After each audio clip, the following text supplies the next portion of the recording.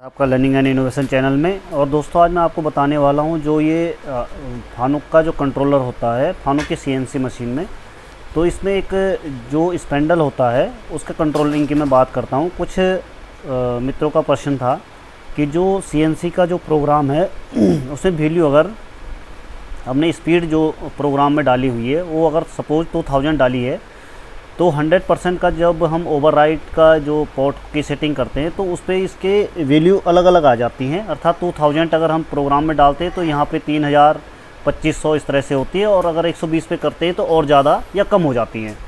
तो इसके लिए हमें क्या करना चाहिए, तो इसके लिए मैं आपको बता देना चाहता हूँ कि इसके लिए आपको अपने जो फानुक का कंट्रोलर है उसमें पैरामीटर में जाओगे आप, तो आपको 2 पैरामीटर उसके अंदर चेक करने पड़ेंगे।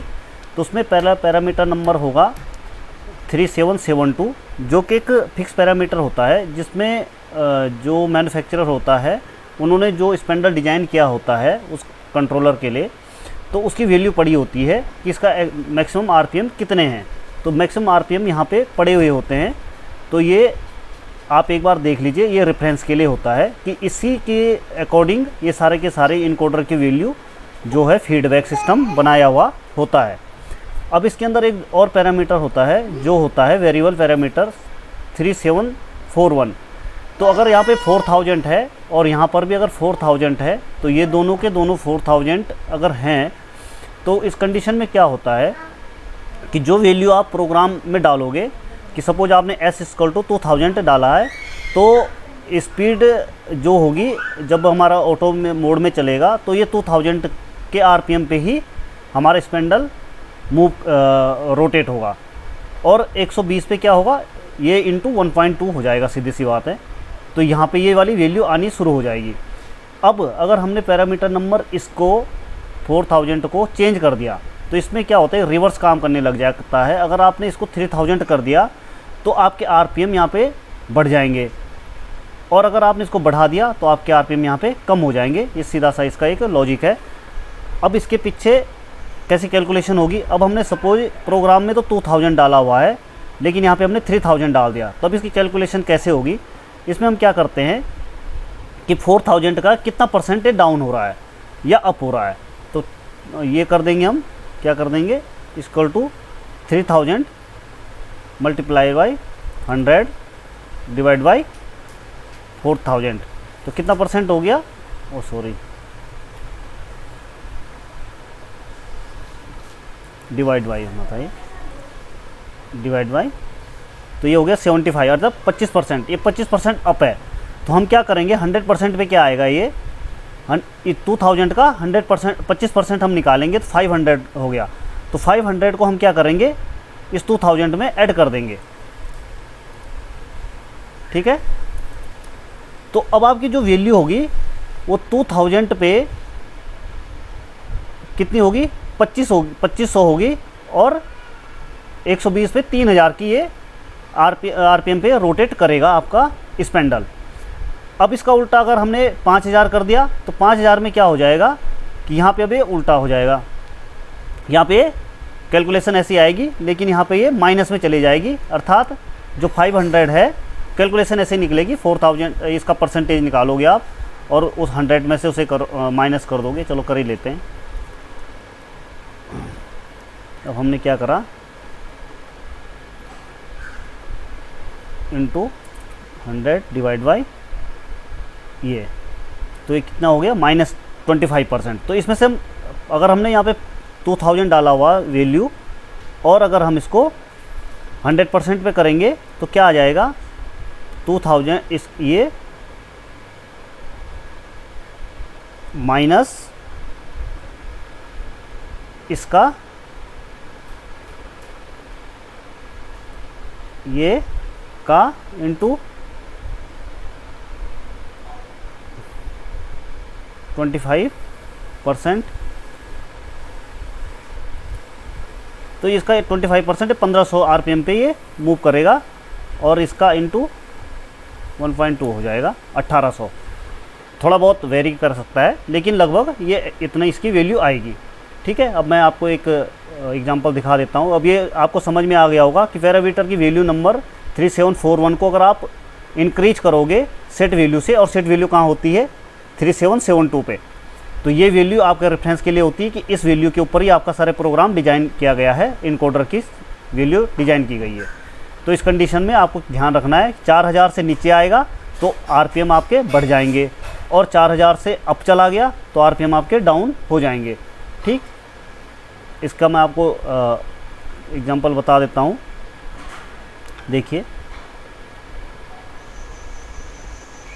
यहाँ पे, देखिए यहाँ पे 3772 है, ये रेफरेंस वैल्यू है 4100, ठीक है, इस पेंडल की। तो इसके हिसाब से ये सारा डिज़ाइन हुआ होता है। ये PCDR पल्स होती हैं जो उसके अकॉर्डिंग ही, देखो 4100 के लिए थोड़ा सा डाउन है, अप्रोक्स इतना ही होता है, ठीक है। और ये देखो 3741 जो है ये कितना हो गया 4100 इसमें पड़ा हुआ है, ठीक है। तो ये दोनों वैल्यू हमारी सेम है। अब 3772 को अगर हम चेंज भी करेंगे तो इसमें अब हमें फ़र्क, कोई अंतर नहीं आता है, ठीक है। अगर एक बार करके देख लेते हैं इसे, ये थोड़ा अलग अलग ये मैं इसमें डाल देता हूँ। हाँ, इसमें एक और ध्यान रखना कि 8133 का भी आपको ध्यान रखना पड़ेगा। SSC यहाँ पे हमेशा 1 होना चाहिए इस कंडीशन के लिए, ठीक है। अगर ये 0 रहेगा तो ये इसमें काम नहीं करेगा। ज़्यादातर मशीनों में ये आपको 1 ही मिलेगा।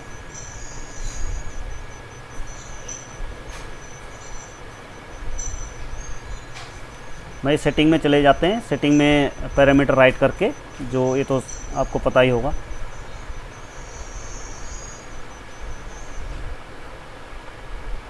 कोई बात नहीं, ये वाला स्टॉप हो गया। मैं आपको दूसरा दिखा देता हूँ, इसका सेकंड बना रखा जो,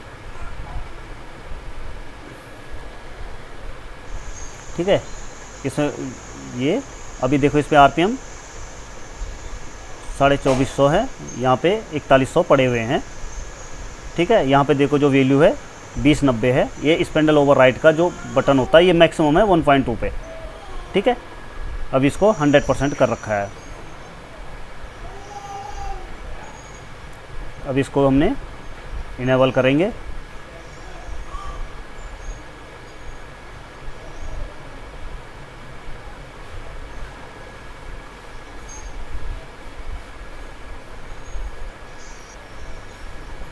अब 3772 पे अगर आप चेंज कर भी दोगे तो जब तक ये ऐसे ही, इसमें कोई डिफरेंस नहीं आएगा, क्योंकि वहाँ पे हमारी सेटिंग ऑलरेडी 1 है 833 वाली में।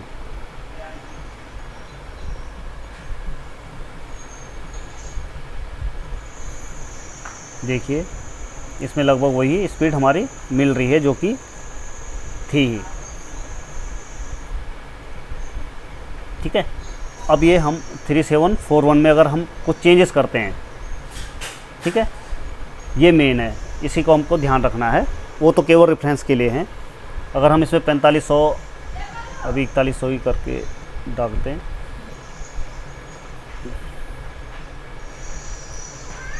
तो ये चेंज हो जाती है। ये मैं चेंज करके दिखा रहा हूँ आपको कि ये चेंज करी थी, अब ये 4500 फिर से कर दिए हैं, ठीक है। ये 4500 करके जब चलाते हैं, देखो ये कितनी हो गई है 2268 के लगभग ये आ गई हैं, जो कि 2400-2500 के लगभग चल रही थी, ठीक है। अब इसको और डाल के देख लेता हूँ। एक और डाल रही हुई है, 1 मिनट ज़रा रुकिए। ये देखिए अब इस पर अगर 6000 हमने डाल दिए हैं तो ये कितना परसेंटेज, बहुत ज़्यादा ये कम हो जाएगा। अप्रॉक्स रहता है, थोड़ा बहुत तो अप डाउन ही चलता है, लेकिन यही इसकी सेटिंग है।